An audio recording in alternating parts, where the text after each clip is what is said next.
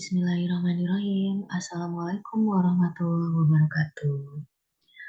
Baik, mahasiswa pengantar manajemen khususnya kelas 1A.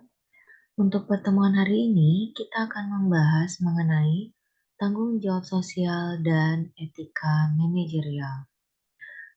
Materi kali ini yang membahas mengenai bagaimana perusahaan dalam memberikan tanggung jawab sosial atau kita mengenalnya dengan istilah Corporate Social Responsibility atau CSR. Kemudian masalah etika di dunia masa kini, bagaimana mengelola kegagalan moral dan juga kebobrokan sosial, kemudian bagaimana mendorong entrepreneurship sosial, dan bagaimana membangun bisnis dengan mempromosikan perubahan sosial yang positif.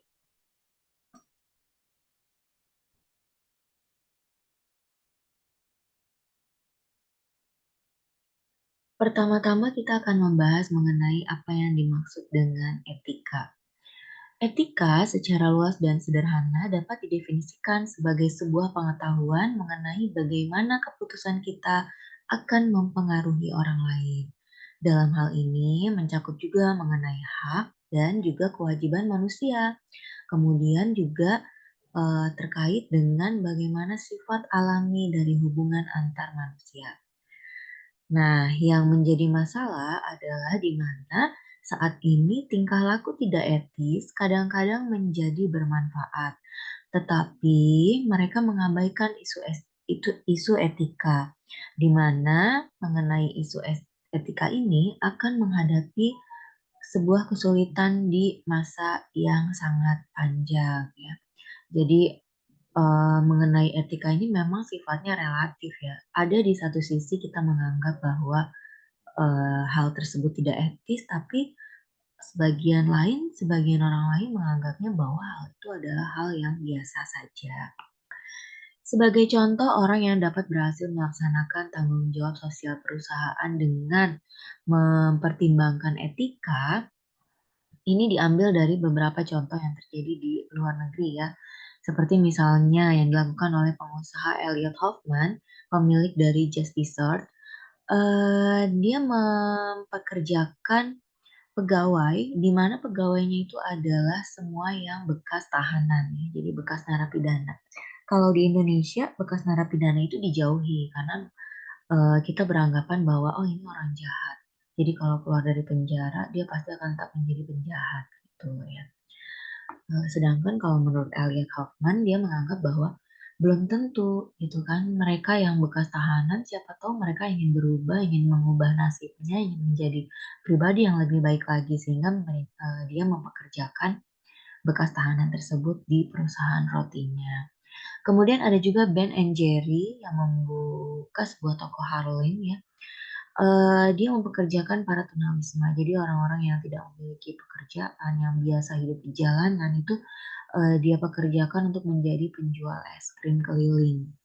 Kemudian yang selanjutnya Burger King ini collaboration with IBM ya, menyelenggarakan program Burger and Bytes, di mana mereka, mendonasikan komputer kepada sekolah-sekolah tertentu. Kemudian juga, Burger King mendirikan sebuah Burger King Academy, di mana, tujuannya itu adalah untuk membantu siswa-siswa yang putus sekolah dan yang suka membolos. Jadi, mereka memberikan edukasi kepada, siswa-siswa yang dalam tanda petik ya, nakal gitu, karena mereka, tidak melanjutkan sekolahnya. Nah, dalam, perkembangannya tanggung jawab sosial itu mengalami, pergeseran paradigma, di mana awalnya, eee, tanggung jawab sosial perusahaan itu, yang diargumentasikan oleh Milton Friedman itu menganggap bahwa tanggung jawab utama bisnis itu hanya untuk memaksimalkan laba. Kemudian bisnis juga hanya membuat barang dan jasa secara efisien, dan untuk masalah sosial ya biarkan saja itu menjadi perhatian dari pemerintah dan juga perorangan. Kenyataannya, dunia bisnis itu mengalami banyak sekali pergeseran pandangan ya. Seperti misalnya pada tahun 1898, ini Andrew Carnegie, seorang konglomerat dari US Steel, dia menerbitkan sebuah buku yang berjudul Gospel of Work, di mana pandangannya itu mendasarkan pada dua prinsip, yaitu prinsip amal dan juga prinsip mengurus harta orang lain.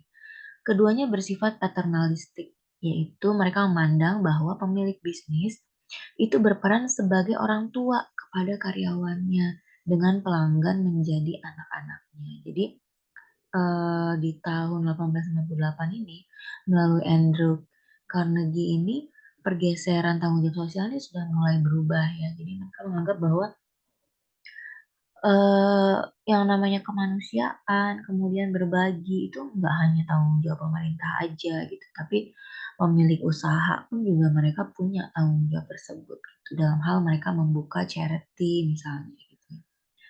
Kemudian prinsip amalnya itu seperti apa? Di mana prinsip ini mengharuskan anggota masyarakat yang lebih beruntung untuk membantu anggota yang kurang beruntung. Jadi seperti subsidi silang ya. Seperti yang di Indonesia juga sudah mulai diterapkan ya untuk subsidi silang. Jadi kaum kaum apa ya? Kaum minoritas membantu kaum yang mayoritas. Seperti misalnya golongan ekonomi eh, tinggi atau golongan ekonomi atas itu kan jumlahnya emang minoritas kalau di Indonesia ya. Itu mereka membantu golongan mayoritas, yaitu golongan ekonomi bawah atau golongan ekonomi lemah. Nah, termasuk di sini mereka membantu orang yang menganggur, cacat, sakit, dan berusia lanjut. Sedangkan prinsip kepengurusan harta orang lain itu menuntut bisnis dan individual yang kaya untuk memandang diri mereka sebagai pengurus gitu ya. Jadi bukan hanya saya nih yang menguasai gitu, tapi seolah-olah mereka juga yang mengelola. Ketika kita memiliki rasa tadi ya, memiliki rasa mengurus, mengelola, menjaga, maka kita jadi punya rasa peduli gitu ya terhadap orang lain. Kemudian di sini salah satu masalah dari konsep tanggung jawab sosial perusahaan itu adalah berkaitan dengan implementasinya yang sifatnya spesifik. Mereka mengkritik bahwa pengertian tanggung jawab sosial perusahaan itu memberi peluang tentang eksekutif bisnis untuk memilih kewajiban sosial perusahaan mereka sesuai dengan keyakinan mereka sendiri. Nah, menurut kritik ini, pengertian tanggung jawab perusahaan menjadi tabir asap untuk nilai-nilai pribadi dari beberapa orang yang berkuasa. Karena memang masih belum dijabarkan secara detail ya tanggung jawab sosialnya bentuknya seperti apa. Apa hanya sekedar membantu orang di sekitarnya atau bagaimana gitu ya. Jadi belum digambarkan secara detail. Nah, dari pergeseran etika ini, pada akhirnya kita tidak dapat lagi menghindari isu etika dalam bisnis seperti yang dapat kita hindari dalam masa-masa hidup kita yang lalu. Dalam bisnis, kebanyakan pertanyaan mengenai isu etika itu termasuk dalam salah satu atau beberapa dari 4 kategori, yaitu sosial, pihak yang berkepentingan, pihak internal, dan pribadi. Jadi dalam hal tanggung jawab sosial ini, itu ada 4 kategori yang perlu dipertimbangkan. Yang pertama itu adalah sosial. Nah, pada tingkat sosial, kita mengajukan pertanyaan mengenai institusi dasar dalam masyarakat. Sebagai contoh misalnya, kalau di Afrika kan dulu kita mengenal ada masalah apartheid ya. Kemudian sampai sekarang juga masih ada mengenai rasisme ya, diskriminasi. Nah, itu bagian dari kategori sosial, di mana kita juga perlu mempertimbangkan etika. Karena masalah-masalah rasisme, diskriminasi sosial, kemudian termasuk juga isu gender ya itu eh, menjadi isu etika yang sangat penting saat ini. Kemudian juga kategori yang kedua yaitu pihak yang berkepentingan. Nah, dalam hal ini pertanyaannya adalah bagaimana sebuah perusahaan ini seharusnya menangani kelompok eksternal yang terpengaruh oleh keputusannya. Di samping itu, bagaimana pihak yang berkepentingan seharusnya berhubungan dengan perusahaan. Ini maksudnya, jadi pada saat perusahaan mengambil sebuah keputusan, tentunya ini akan mempengaruhi atau memberikan efek kepada pihak-pihak yang ada di luar perusahaan. Siapa saja?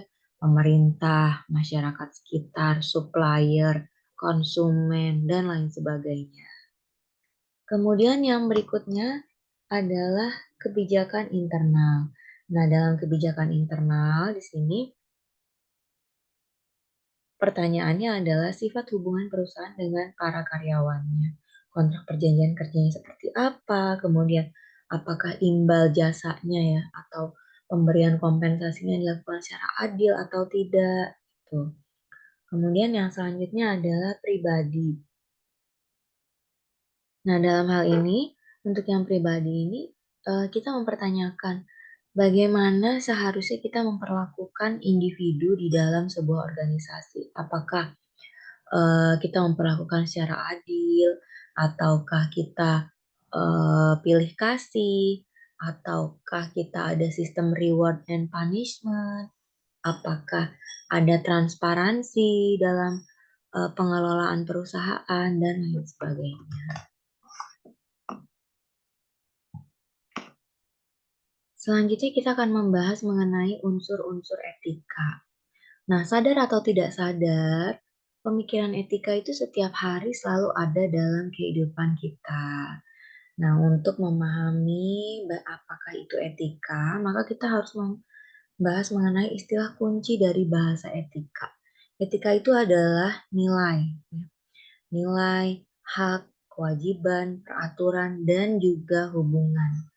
Apa yang dimaksud dengan nilai? Nilai di sini adalah keinginan yang relatif permanen yang tampaknya memang baik. Seperti misalnya kondisi yang damai, niat kita untuk berbuat baik, gitu ya. Nah, etika itu dianggap sebagai sesuatu yang valuable, sesuatu yang bernilai. Nah, nilai di sini merupakan jawaban atas pertanyaan mengapa. Mengapa? Sebagai contoh, mengapa Anda membaca buku ini? Nah, kita mungkin menjawab, saya membaca buku ini karena ingin belajar. Kemudian timbul lagi pertanyaan, mengapa hal itu penting? Kemudian kita akan menjawab, agar suatu saat kita bisa menjadi seorang manajer yang baik, dan seterusnya. Sampai kepada level jawaban kita itu semakin spesifik dan semakin tinggi nilainya, semakin tinggi harapannya. Nah, pada tahap itulah kita sudah mencapai sesuatu yang dinamakan nilai. Kemudian di sini perusahaan juga mempunyai nilai, seperti misalnya ukuran. Ukuran contohnya kemampuan perusahaan dalam menghasilkan laba, bagaimana perusahaan menciptakan produk yang berkualitas, target kerja, penentuan produktivitas, kinerja perusahaan, dan lain sebagainya. Semua ada nilainya, semua ada batasannya, semua ada kategorinya, semua ada targetnya. Next, ada hak dan kewajibannya. Jadi setelah nilai tadi, poin kedua dari etika itu adalah hak dan kewajiban. Hak itu adalah segala sesuatu yang kita terima. Itu namanya hak. Sedangkan kewajiban itu adalah segala sesuatu yang harus kita lakukan. Nah, kalau hak terkait dengan perusahaan itu apa? Seperti misalnya hak mendapatkan kompensasi, hak mendapatkan eh, pekerjaan yang layak, hak mendapatkan kesetaraan kedudukan, itu adalah hak. Namun di sini tentunya hak setiap individu itu akan berbeda ya, karena menempati posisi tertentu kan kalau di perusahaan, seperti misalnya ada lower manager, middle manager, top manager, ada employee dan lain sebagainya. Kemudian kalau kewajiban tadi ya, segala sesuatu yang harus kita lakukan kalau di perusahaan, kewajiban kita itu ya seperti misalnya kita memiliki tanggung jawab, tugas pokok. Nah, itu adalah kewajiban kita menjaga nama baik perusahaan, bekerja sesuai dengan tugas yang ditentukan, bekerja sesuai dengan waktu yang ditentukan. Kemudian yang berikutnya adalah peraturan. Nah, mengenai peraturan ini, kita bisa identikan dengan tata tertib, ya, di mana tata tertib itu mengatur tingkah laku yang seringkali menjadi kebiasaan sebagai nilai moral. Yang selanjutnya adalah hubungan. Nah, dalam hal ini, setiap manusia berhubungan dengan manusia lain dalam jaringan hubungan. Hubungan ini ada karena apa? Karena kita itu makhluk sosial. Makhluk sosial itu adalah makhluk yang saling membutuhkan orang lain. Dan kita nggak bisa berdiri sendiri. Dengan adanya orang lain, kita bisa saling mendukung dan juga bisa mencapai sasaran kita bersama. Next, moralitas umum. Nah, dalam moralitas umum ini adalah peraturan moral utama yang mengatur masalah etika sehari-hari. Bahasa umumnya ini adalah eh, moralitas yang memang sudah diterima secara umum. Jadi, eh, kriteria-kriteria etika atau perlakuan sosial yang memang sudah lumrah atau sudah menjadi suatu kewajaran itu pasti kita lakukan ya. Sebagai contoh kayak misalnya kalau kita berjanji ya harus ditepati atau kalau kita punya hutang ya harus dibayar. Itu kalau atau misalnya kalau kita diundang ya kita wajib datang gitu ya. Itu contoh-contoh moralitas umum. Kemudian kalau ada teman yang berhasil, kita ucapkan selamat. Kalau ada teman yang berduka, kita sampaikan turut bela sungkawa. Kita sampaikan rasa empati kita, rasa simpati kita. Kemudian kalau ada teman yang sakit, kita jenguk. Ada teman yang terjatuh, kita tolong, kita bantu. Ada teman yang kesulitan, kita bantu. Kan. Kemudian menghargai orang lain, menghargai kepemilikan. Kayak misalnya kita minjem sesuatu ke orang, kita jaga baik-baik. Kita minjem buku orang lain, kita jaga baik-baik. Jangan sampai hilang, jangan sampai rusak. Itu namanya moralitas umum. Atau misalnya kita datang berkunjung ke rumah orang, kita say salam gitu ya. Dan lain sebagainya. Yang berikutnya adalah moralitas kepedulian. Nah, untuk moralitas kepedulian ini menurut Carol Gilligan ini mengusulkan dua untai teori moral, di mana perspektif keadilan dan perspektif kepedulian itu menjadi pandangan utama ya. Jadi ada keadilan dan juga kepedulian. Perspektif keadilan lebih umum dijumpai di antara kaum pria, sedangkan kepedulian lebih umum di antara kaum wanita. Ya. Dan mungkin memang sampai sekarang juga masih kayak gitu ya. Yang karena kalau kepedulian itu kan terkait dengan rasa. Jadi lebih kepada kaum hawa. Walaupun memang nggak semuanya sih ya, nggak semua cewek itu peduli mungkin ya. Itu tapi identiknya kalau yang namanya perempuan tuh pasti jiwa kepeduliannya tuh lebih tinggi. Gitu. Kemudian bagaimana menerapkan etika di mana para manajer di organisasi modern kadang-kadang menerapkan peraturan yang mungkin bertentangan dengan peraturan moralitas umum. Contohnya, memperlakukan prinsip tujuan bersama untuk membantu seseorang yang memerlukan mungkin akan mendapatkan cemooh dari manajer perusahaan bila pihak yang mengalami kesulitan itu adalah pesaing kita. Kita harus mengetahui bagaimana menerapkan prinsip moralitas umum dan bahasa etika untuk situasi bisnis. Ya, kayak misalnya gini, eh, berderetan nih ada eh, usaha restoran. Nah, usaha restoran sebelah kita itu misalnya dia mengalami kebakaran. Gitu.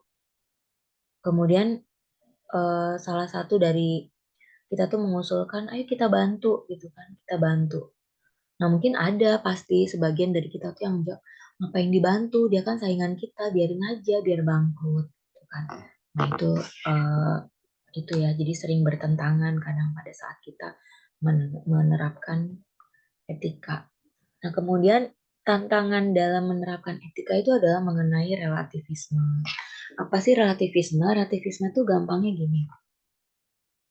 Yang namanya relatif itu ukurannya akan berbeda untuk satu orang dengan orang lainnya. Contoh, cantik menurut si A itu akan berbeda dengan ukuran cantik menurut si B. Menurut si A, cantik itu misalnya yang rambutnya panjang, kulitnya putih, kakinya jenjang. Tapi menurut si B, cantik itu adalah yang rambutnya ikal, misalnya kulitnya eksotis, kakinya jenjang. Itu jadi ada perbedaan. Nah, di mana benar menurut kita, menurut versi kita itu belum tentu benar menurut versi orang lain. Nah, inilah yang menjadi tantangan bagi pengusaha dan juga industri dalam menerapkan etika itu. Apalagi yang berbenturan dengan budaya ya, karena misalnya budaya budaya di orang Timur misalnya itu akan berbeda dengan budaya di orang Barat. Budayanya orang Jawa akan berbeda dengan budayanya orang Sumatera dan lain sebagainya.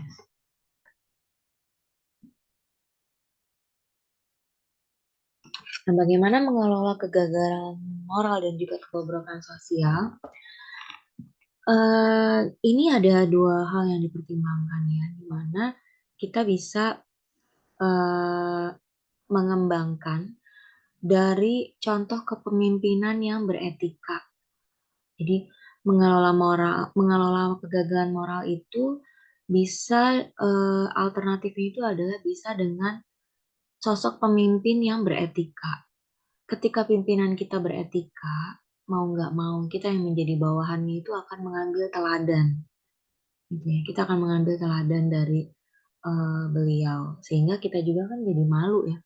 Oh iya, pimpinan saya aja dia bisa kok begini, dia bisa kok begitu, kok saya yang cuma bawahan kok nggak bisa, gitu.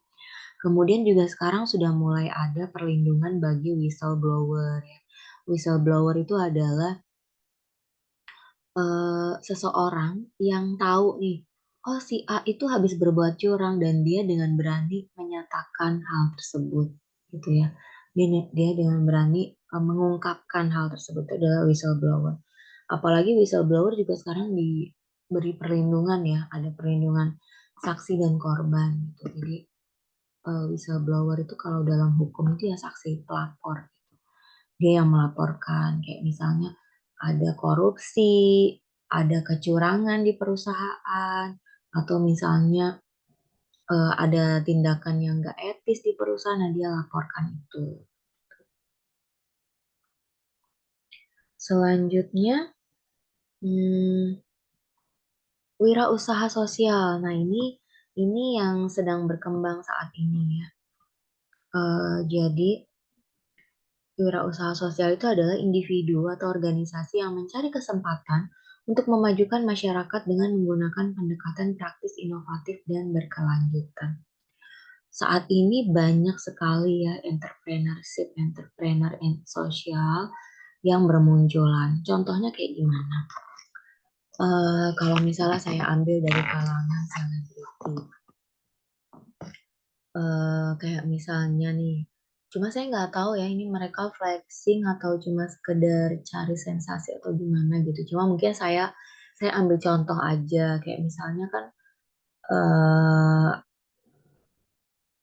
kayak Atta Halilintar, dia sebenarnya dibilang selebriti bisa, dibilang pengusaha juga bisa, karena kan dia punya AHA Production ya. Dia punya AHA Production, dia punya AHA Manajemen di mana di bawahnya itu punya lini-lini usaha gitu kan. Nah, lini-lini usahanya itu dari lini usaha tersebut dia juga ada responsibility sosialnya gitu kayak misalnya nih beberapa kali saya pernah melihat itu kayak misalnya dia membagikan makanan gratis gitu kan terus yang keliling ngasih-ngasih apa uang ya untuk masyarakat yang ada untuk masyarakat yang tinggal di kampung di dekat tempat dia tinggal gitu ya. Nah, itu contohnya. Terus kayak yang baru aja meninggal tuh Ustadz Stephen tuh yang dia juga kan wirausaha sosial tuh. Jadi dia sebenarnya kan mualaf, terus dia membangun mualaf center, dia juga punya usaha. Nah, dari usahanya itu sebagiannya itu dia berikan untuk membantu para mualaf-mualaf yang apa ya, yang masih baru gitu ya dan masih butuh bantuan, terutama bantuan dalam hal ekonomi gitu ya. Tuh, kemudian Kayak sekarang kan juga banyak banget ya, orang-orang yang tergerak hatinya setiap Jumat tuh mereka melakukan Jumat berkah, Jumat berbagi gitu ya. Kemudian bahkan ada juga kayak misalnya pemilik usaha tuh yang setiap hari Jumat, dia gratiskan gitu ya, apa, makanannya gitu. Itu ada termasuk, bagian dari entrepreneur sosial atau wirausaha sosial. Kemudian yang selanjutnya adalah mempromosikan perubahan sosial yang positif. Nah ini contoh kegiatannya itu adalah melalui filantropi perusahaan. Apa sih filantropi perusahaan? Filantropi perusahaan ini adalah bentuk derma atau bentuk bantuan dari perusahaan sebagai wujud kecintaannya terhadap sesama manusia. Tuh, sebagai contoh kayak misalnya perusahaan kan dia misalnya program bantuan beasiswa, kemudian donasi kemanusiaan. Kalau misalnya yang kayak baru terjadi di Untirta tuh kayak misalnya penanaman pohon, pemberian beasiswa bagi yang berprestasi dan kurang mampu, gitu ya. Atau misalnya pemberian air bersih, bantuan kemanusiaan pada korban bencana, dan lain sebagainya. Kemudian itu kalau dari perusahaan, tapi bisa juga dari upaya sukarela karyawan. Contohnya kayak misalnya ada karyawan yang misalnya dia berduka gitu, terus kita yuk sama-sama yuk kita buka donasi uang kedukaan misalnya gitu ya. Itu adalah upaya sukarela tuh. Jadi yang namanya tanggung jawab sosial itu nggak hanya dibangun oleh mereka yang punya uang berlebih aja sih ya, tapi bisa juga idenya tuh muncul dari kita-kita yang memang pernah merasakan gitu ya, pernah merasakan jatuh, pernah merasakan posisi di bawah gitu. Yuk sama-sama kita bangun gitu. Kayak saya misalnya pernah merasakan banjir, rasanya itu nggak enak, pahit, sedih, kehilangan, gitu kan, capek dan lain sebagainya. Jadi pada saat kemarin dengar di Serang ada bencana banjir juga itu udah nggak bisa nahan lagi, hayu langsung sekarang datang ke sana gitu kan, yuk kita bisa bantu apa gitu.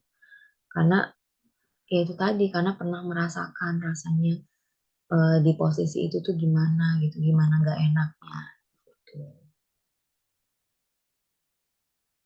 Selanjutnya, nah ini ya, tingkatan dari corporate social responsibility. Yang pertama itu adalah economic responsibility. Caranya gimana?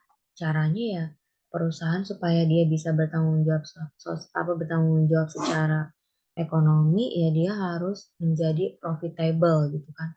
Harus punya keuntungan dulu. Setelah punya keuntungan, dia harus punya legal responsibility. Dia harus mematuhi hukum, penuhi pajak, apa aturan-aturan hukum yang berlaku dan lain sebagainya. Kemudian ethical responsibility. Nah, ini pemenuhannya ya kita harus menjadi etis, harus ada pemenuhan nilai moral, hak dan kewajiban. Kemudian yang selanjutnya adalah philanthropy responsibility. Jadi kita harus menjadi good corporate citizen gitu ya. Tuh. Nah, mungkin itu saja materi untuk pertemuan kali ini.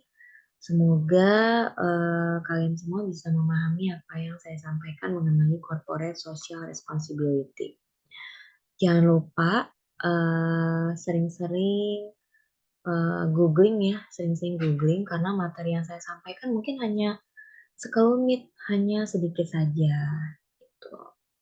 Selamat belajar, semoga selalu sukses di kehidupan selanjutnya. Terima kasih. Assalamualaikum warahmatullahi wabarakatuh.